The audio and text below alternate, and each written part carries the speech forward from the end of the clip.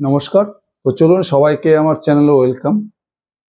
আজকের ভিডিওতে আমি বলতে পারেন একটা ব্লকবাস্টার স্টক নিয়ে কথা বলবো। একদম পুরো high growth engine, small cap company. প্রথমে স্টকটির নাম বলে দিই, Sambhav steel tubes limited. Sambhav steel tubes limited নাম শুনে বুঝতে পারছেন এটা একটা স্টিলের টিউব পাইপ ম্যানুফ্যাকচারিং কোম্পানি। এই কোম্পানিটি যদি আপনি রেজাল্ট দেখেন, Q2 রিসেন্ট রেজাল্টটা দেখেন, Q2 FY26 এর সেলস গ্রোথ করেছে 83%, আর প্রফিট গ্রোথ করেছে মোর দ্যান 400%, মানে 446%। সেলস গ্রোথ করেছে Q2 তে 83%, আর প্রফিট গ্রোথ করেছে 446%। শুধু এই Q2ই না, আপনি যদি লাস্ট 3টে কোয়ার্টার দেখেন, অন অ্যান এভারেজ এরা প্রতিটি কোয়ার্টারে মোর দ্যান 50% করে সেলস গ্রোথ করে যাচ্ছে। একটা স্টিলের tube and pipes company last 3টে কোয়ার্টার থেকে নন স্টপ 60%, 70%, 80% করে সেলস গ্রোথ করে যাচ্ছে। আর এই সেক্টরে যদি আপনি বাকি কোম্পানিগুলোকে দেখেন, APL Apollo tubes, JTL industry, Hariom pipes, Hitech pipes, এদের মধ্যে গ্রোথই নেই। সব সিঙ্গেল ডিজিটে গ্রোথ করছে, 10-12% গ্রোথ করছে। একদম অপোজিট, যেখানে বাকি স্টিলের টিউব পাইপস ম্যানুফ্যাকচারিং কোম্পানিগুলো স্ট্রাগল করছে, কোনো গ্রোথ নেই। আর সম্ভব স্টিলকে দেখুন, দুর্দান্ত গ্রোথ করে যাচ্ছে। এদের গাইডেন্স সুপার। আজকে আমরা দেখবো যে কোম্পানিটার মধ্যে স্পেশাল কি আছে, যে কোম্পানিটা এইভাবে গ্রোথ করে যাচ্ছে, এদের বিজনেস মডেলটা কিরকম, এদের ফিউচার আউটলুকটা কিরকম লাগছে। এবার আপনি যদি সম্ভব স্টিলের পুরো বিজনেস মডেলটা দেখেন, এদের যে ম্যানুফ্যাকচারিং ক্যাপাসিটি আছে রায়পুরে, এটা হচ্ছে ফুললি আপনার ব্যাকওয়ার্ড ইন্টিগ্রেটেড কোম্পানি। আর ব্যাকওয়ার্ড ইন্টিগ্রেশন মানে কি, মানে এরা যে ফিনিশ প্রোডাক্টটা বানাচ্ছে, সেটা বানাতে তো কিছু র ম্যাটেরিয়ালস দরকার, মানে কিছু ইন্টারমিডিয়েট প্রোডাক্ট দরকার। সেই ইন্টারমিডিয়েট প্রোডাক্টগুলো কিন্তু এরা নিজেরাই বানাচ্ছে। এরা শুধু জাস্ট আয়রনটা নিয়ে নিচ্ছে মাইনিং কোম্পানির কাছ থেকে, স্টিলটা আর কি, যে স্টিলটা শুধু কিনে নিচ্ছে। তারপরে যে বাকি পুরো প্রসেস, টিউব পাইপ বানাতে যে বাকি পুরো প্রসেসটা, যে ইন্টারমিডিয়েট প্রোডাক্টগুলো, এরা কিন্তু পুরোটাই বানাচ্ছে। যেমন স্পঞ্জ আয়রন থেকে শুরু করে, স্ল্যাব থেকে শুরু করে, কয়েল থেকে শুরু করে, সবকিছু এরা নিজেরাই ম্যানুফ্যাকচারিং করছে। যেহেতু এরা সবকিছু নিজেরাই ম্যানুফ্যাকচারিং করছে, এতে সুবিধা কি হচ্ছে এদের, একটা ওরা কোয়ালিটি কন্ট্রোল করতে পারছে বেটার, 2 নম্বর যে কস্ট এফিসিয়েন্ট হচ্ছে। যে ইন্টারমিডিয়েট প্রোডাক্টগুলো এরা বাইরে থেকে নিচ্ছে না, এদের একটা কস্ট কন্ট্রোল হয়ে যাচ্ছে, যার ফলে এরা কম্পিটিটর থেকে একটু কম দামে মালটা কাস্টমারকে দিতে পারছে। আর প্লাস লিড টাইমটা, দেখুন টাইমটা কিন্তু অনেক বেঁচে যাচ্ছে। এই ম্যানুফ্যাকচারিং প্রসেসটা, এটা কিন্তু ওদের টাইমটা কিন্তু অনেকটা কমে যাচ্ছে। এটা হচ্ছে এদের সবথেকে বড় ফ্যাসিলিটি, ব্যাকওয়ার্ড ইন্টিগ্রেটেড কোম্পানি। মানে ফিনিশ প্রোডাক্ট তো বানাচ্ছে, তার সাথে যে ইন্টারমিডিয়েট প্রোডাক্টগুলো আছে সেগুলো কিন্তু ওরা নিজেরাই ম্যানুফ্যাকচারিং করছে। তার মধ্যে এদের সবথেকে যেটা বড় সুবিধা, এরা যে টিউব পাইপ বানাচ্ছে সব হচ্ছে ভ্যালু অ্যাডেড প্রোডাক্ট বানাচ্ছে। মানে নর্মাল টিউবস অ্যান্ড পাইপ তো বাকিরা বানাচ্ছে, APL অ্যাপোলো, JTL, সেখানে কিন্তু খুব বেশি গ্রোথ নেই। এই সম্ভব স্টিল, যেগুলো সম্ভব স্টিলটা আছে নর্মাল স্টিল টিউব পাইপ বানাচ্ছে, সেখানে কিন্তু কত ভলিউম গ্রোথ, 12%, 13%, 14% ভলিউম গ্রোথ। এদের যে আসল খেলাটা খেলছে এরা, সেটা হচ্ছে ভ্যালু অ্যাডেড প্রোডাক্ট। এদের মেন গেমটা হচ্ছে ভ্যালু অ্যাডেড প্রোডাক্ট। মানে এরা কি করে, এদের কাছে একটা টেকনোলজি আছে, সে টেকনোলজিটা হচ্ছে HAGC টেকনোলজি। এই টেকনোলজি ভারতবর্ষে খুব কম কোম্পানির মধ্যে আছে, ওদের 1-2 কোম্পানির মধ্যে আছে। হাইড্রোলিক অটোমেটিক গজ কন্ট্রোল প্রসেস। এই প্রসেসে কি করে এরা জানায়, ERW ব্ল্যাক পাইপ, এই ব্ল্যাক পাইপটা ম্যানুফ্যাকচারিং করে। ERW মানে ইলেকট্রিক রেজিস্ট্যান্স ওয়েল্ডিং। এই পাইপটা হচ্ছে এরা ম্যানুফ্যাকচারিং করে। যত ইন্ডাস্ট্রিতে আছেন, হেভি ইন্ডাস্ট্রি যেগুলো আছে, renewable energy, solar energy, construction industry, automotive industry, সমস্ত ইন্ডাস্ট্রিতে কিন্তু এই পাইপটা কাজে লাগে। হলো সেকশন করতে ERW ব্ল্যাক পাইপ। এই ERW ব্ল্যাক পাইপ ম্যানুফ্যাকচারিং হচ্ছে এদের সব থেকে বড় ভ্যালু অ্যাডেড প্রোডাক্ট। আর কি করে, গ্যালভানাইজড পাইপ বানায় এরা, মানে পুরো জিঙ্কের পাইপের উপর জিঙ্কের লেয়ার থাকে। এই গ্যালভানাইজড পাইপে কি হয়, রাস্ট হয় না, তারপরে এই পাইপের লংজিভিটি অনেক বেশি হয়। এবার যে ERW, এদের যে তাহলে মেন দুটো ভ্যালু অ্যাডেড প্রোডাক্ট, একটা হচ্ছে GI পাইপ, আর একটা হচ্ছে ERW ব্ল্যাক পাইপ। আর প্লাস এটা কি করে, এটা আরো একটা প্রোডাক্ট বানায়, সেটা হচ্ছে স্টিলের ডোরের ফ্রেমগুলো বানায়। এবারে যে এই প্রোডাক্টগুলো বানাচ্ছে ERW black pipe, galvanised pipe, কিভাবে বানাচ্ছে? এদের স্পেশাল কোয়ালিটির দু ধরনের কয়েল ম্যানুফ্যাকচারিং হয়, একটা হচ্ছে HR কয়েল, একটা CR কয়েল। HR কয়েলটা হচ্ছে মানে হট রোলিং কয়েল, যেটা CR হচ্ছে cold rolling coil. Hot rolling coil এই যে প্রসেস থেকে যে এরা পাইপগুলো বানাচ্ছে, এটা কি হয়, এই পাইপগুলো খুবই স্ট্রং হয়, খুব হার্ড হয়। যেমন মনে করো স্ট্রাকচার, যেমন কোনো রুফিং এর স্ট্রাকচার হচ্ছে, বড় বড় বিল্ডিং এর কনস্ট্রাকশন হচ্ছে, অটোমোটিভ ইন্ডাস্ট্রির,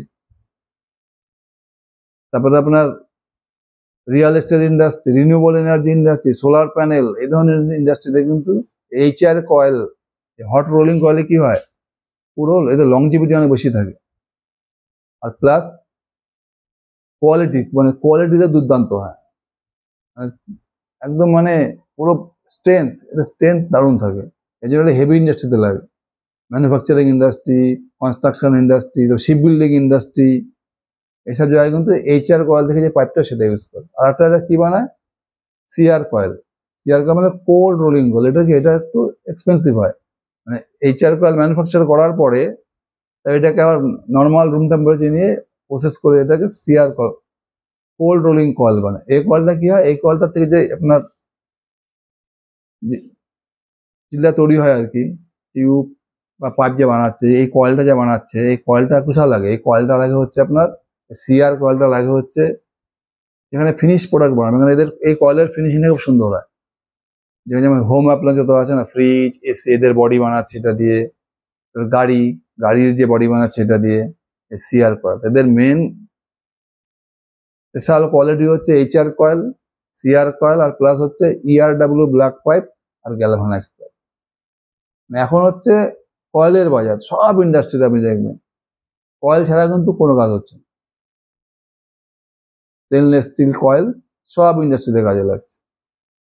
এই কটা জিনিস হচ্ছে এই কোম্পানির অ্যাডভান্টেজ, বাকি কোম্পানি থেকে কিন্তু এর জন্য এগিয়ে আছে। এদেরকে পুরো প্রসেসটা এক জায়গায় করছে। সে প্রথমে স্পঞ্জ আয়রন বানাচ্ছে, ওখান থেকে স্ল্যাব বানাচ্ছে, তারপর ওখান থেকে কি বানাচ্ছে, HR কয়েল বানাচ্ছে, তারপরে চলে আসছে ERW black pipe, GI pipe. ERW black pipes আর GI পাইপটা যে বানাচ্ছে HR কয়েল থেকে, এই যে টেকনোলজিটা আছে না, এই পুরো টেকনোলজিটা কিন্তু ইন্ডিয়াতে এদের আছে। আর NS সামথিং এরকম কোম্পানি আছে, বাকি কিন্তু কারো কাছে নেই। APL Apollo tube, JTL industry, hitech pipes, কারো কাছে এই টেকনোলজি নেই। এটা হচ্ছে কোম্পানির প্লাস পয়েন্ট। আমি বলছিলাম না, কেবল সেক্টর ভিমার্ক ইন্ডিয়া, এদের ছিল একটা ইবিম টেকনোলজি, এটা ওদের ছিল স্পেশালিটি। এই টিউব অ্যান্ড পাইপ সেক্টরও কিন্তু এই সম্ভব চলে গেছে। এই যে টেকনোলজিটা আছে না, AGC, hydraulic automated gauge control process, যার মাধ্যমে ওরা HR কয়েল ম্যানুফ্যাকচারিং করছে। HR coil, hot rolling coil আর কোল্ড রোলিং কয়েল, এই দুটো হচ্ছে এই কোম্পানির স্পেশালিটি, যার ফলে আর কি যে ভ্যালু অ্যাডেড প্রোডাক্ট বানাতে পারছে। এবার কোম্পানি যদি আপনি গাইডেন্স দেখেন, কোম্পানি কি গাইডেন্স করেছে যে এরা FY25 এ টোটাল সেল করেছে 1500 কোটি টাকা। কোম্পানির গাইডেন্স হচ্ছে FY26 এ টোটাল সেল করবে 2200 থেকে 2300 কোটি টাকা। আর FY28 এরও একটা গাইডেন্স দিয়ে দিয়েছে, FY28 এ এরা টোটাল সেল করবে 4500 কোটি টাকা।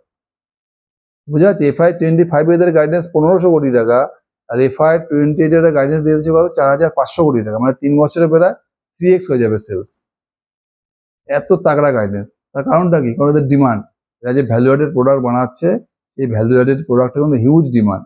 আপনারা দেখুন এদের যে ম্যানুফ্যাকচারিং ক্যাপাসিটি দেখেন, 2022 থেকে 25, 2022 ছিল এদের 0.4 মিলিয়ন টন পার ইয়ার, 2025 হয়ে গেছে 1.7 মিলিয়ন টন পার ইয়ার, মানে 4 ডাবলেরও বেশি। 3 বছরের এটা প্রায় 4 ডাবলেরও বেশি ম্যানুফ্যাকচারিং ক্যাপাসিটি করে নিয়েছে।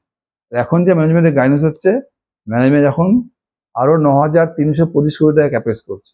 ক্যাপেক্স করে কি করছে, ওরা একটা নতুন ম্যানুফ্যাকচারিং ক্যাপাসিটি বানাচ্ছে। মানে কি করবে এরা, এই CR কয়েল যেটা আছে না, কোল্ড রোলিং কয়েল, এটা ম্যানুফ্যাকচার করবে।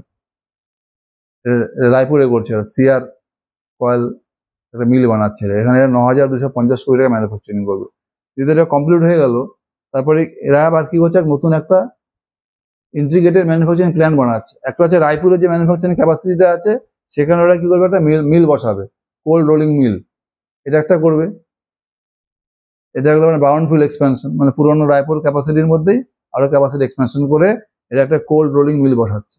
আর প্লাস নতুন একটা ম্যানুফ্যাকচারিং ক্যাপাসিটি বানাচ্ছে, সেটা হচ্ছে কেসদাতে।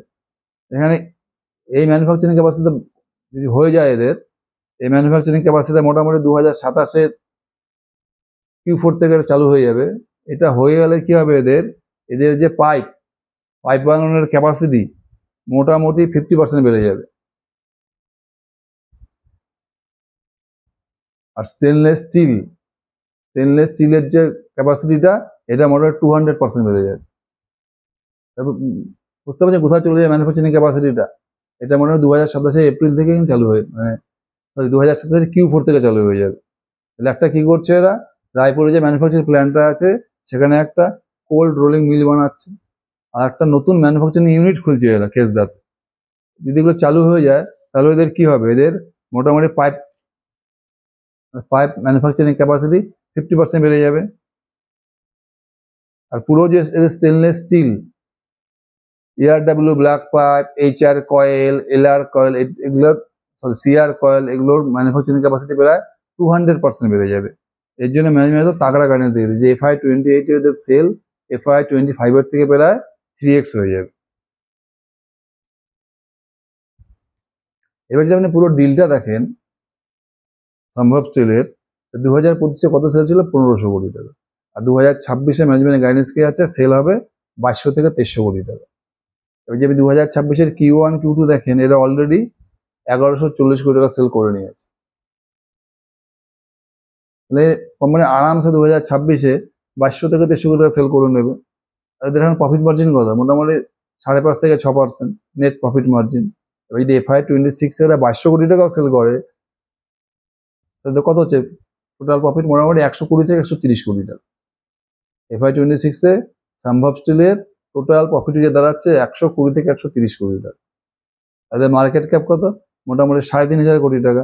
তাহলে ফরওয়ার্ডিং পি কত হবে, 3500 ডিভাইডেড বাই 120, ওই 29 থেকে 30। 29-30 পিতে আপনি পাচ্ছেন প্রায় 50 থেকে 60% minimum growth engine sales growth, সঙ্গে অপারেটিং লেভারেজ। এটা কিন্তু একটা শেয়ার মার্কেটের এই মুহূর্তে সেরা ডিলের মধ্যে একটা। নাম্বারের থেকে সব থেকে বেশি ইম্পর্টেন্ট জানা যে সম্ভব স্টিল বাকি কোম্পানির থেকে কেন এত ভালো করছে, তার কারণ হচ্ছে এদের বিজনেস মডেল। এক তো এদের ম্যানুফ্যাকচারিং ক্যাপাসিটি পুরোটাই কি ব্যাকওয়ার্ড ইন্টিগ্রেটেড, যেখানে এরা ফিনিশ প্রোডাক্ট তো বানাচ্ছেই, সাথে যে ইন্টারমিডিয়েট প্রোডাক্টগুলো সেগুলো নিজেরা ম্যানুফ্যাকচারিং করছে। আপনার sponge iron, slabs, HR coil, CR coil. আর এদের সব থেকে বড় প্লাস যে প্রোডাক্টগুলো বানাচ্ছে, নর্মাল যদি আপনি স্টিলের টিউব পাইপ বানান সেখানে কোনো গ্রোথ নেই। কারণ দেখুন বাকি যত কোম্পানি আছে, APL, Apollo, JTL, Hariom pipe, hitech pipe, এরকম দেখলেই বানাচ্ছে স্টিলের নর্মাল টিউব পাইপ। এখানে কত গ্রোথ হচ্ছে, ভলিউমে 10%, 12% গ্রোথ। এদের যে ভলিউমের গ্রোথের মেন খেলাটা হচ্ছে যে HR কয়েলস আর CR কয়েলস থেকে যারা ভ্যালু অ্যাডেড প্রোডাক্ট বানাচ্ছে, galvanised pipe, ERW pipe, electric resistance welding pipe, এইসব পাইপগুলো কি হচ্ছে, কোন সেক্টরে কাজে লাগছে, যে সেক্টরগুলো এখন হাই গ্রোথ হচ্ছে, রিনিউয়েবল এনার্জিতে কাজে লাগছে এই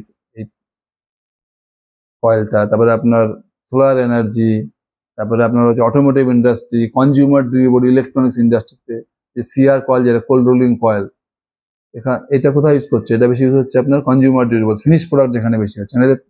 এদের ফিনিশিংটা খুব ভালো থাকে CR কয়েলে, যেখানে গাড়ির মনে করেন বডিটা বানাচ্ছে, বা কনজিউমার ইলেকট্রনিক্স যেগুলো ফ্রিজ, এসির বডিটা বানাচ্ছে, এখানে হচ্ছে CR কয়েল। HR কয়েলটা কি, যেখানে একটু রাফ সারফেস থাকে, খুব স্ট্রং হয় কয়েলটা, ওটা কোথায় কাজে লাগছে, আপনার কনস্ট্রাকশন ইন্ডাস্ট্রি, তারপর সি building industry, renewable energy, solar panel তৈরি হচ্ছে, সোলার ইন্ডাস্ট্রি।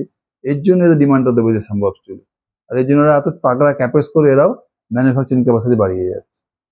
বোঝা গেল সম্ভব স্টিল কেন বাকি স্টিলের টিউব পাইপ কোম্পানির থেকে তো এগিয়ে আছে।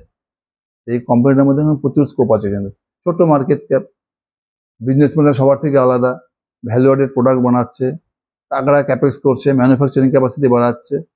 এই স্টকটা খুব ভালো করে দেখুন, এই স্টকটার মধ্যে কিন্তু হিউজ স্কোপ আছে। Thank you.